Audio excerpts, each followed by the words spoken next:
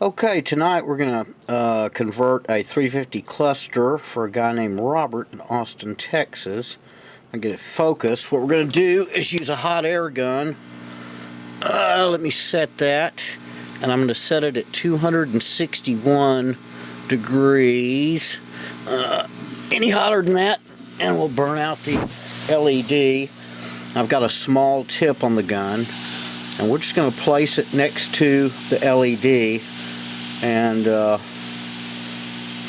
heat up the solder and blow it away. I have the fan on the gun on high, so it will blow the little chip. Sometimes I do this on the other side. Man, that is really hard to do while looking in the camera monitor. That is weird. Takes a few moments. If we had it hotter, of course, it'd do faster, but we don't want to burn anything. And the thing you really do not want to burn, let me back this off a little bit, is these stems for your needles on your car. Overheat those, and it's bye-bye well-working needle, hello sticky needle. And there it goes, it just blew off. So now I have to turn the gun back down to 100 and let it cool off. And now we have our solder pad. I'm going to put my solder gun up to about 400 degrees centigrade to remove. Okay, that's 407. I've got some desolder wick here, and I'm going to remove the old solder. The most important thing when you do this is you pull up the solder wick with the iron tip. If you pull up the iron tip and leave it down and then pull it up, guess what? That solder has dried, will stick to the desolder wick, and you'll pull the little solder pad off the PC board. Not a good thing. Then you're really screwed. So I'm going to get all four of these.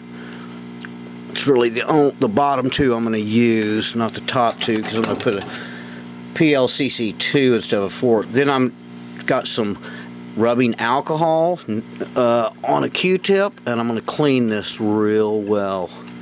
Now the next part, move my little camera. The next part, I've got to turn my solder. This is what I always have to remember, or you'll really screw up, is turn the solder iron back down, and I'm going to turn it to 286 degrees centigrade to apply the solder here. So it's still going to be a little hotter than that, but before I get the chip on there. So I'm going to put two little solder beads. There's one, and there's a second. Now sometimes it's good to meter this with your own meter to make sure that the hot did not touch the ground side. So I can see that, yeah, okay, I'm looking at my meter. You can't see it, sorry. But I'm going to check my hot, and it is not making contact with any of the ground pads. So I'm good to go there. Now I'm probably going to have to turn off the camera and move it, because the next part is to take your LED out of the package here and solder it on there. But I'm going to have to get closer than where I can be with the camera. And you want to set the notch on your LED to one of the grounds. The other side is the hot. What I'm going to do, I'm going to hold it with my right hand with some needle nose pliers and touch it with my solder iron. But not wanting to screw this up, I'm going to move the camera. Stand by. Okay, and now we have it on there. So I just soldered it on. One thing I didn't mention, which you'll want to do, is use a fan to blow your solder fumes away from you. It's not really good to breathe that stuff. I've been doing it for years, but I'm almost done, you know what I mean? So anyway, let's go to the car and see if it works. Alright, let's see if we have success. And we do.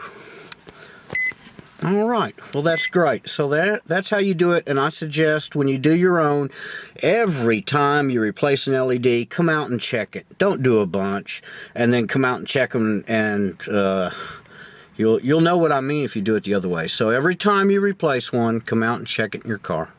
There you go.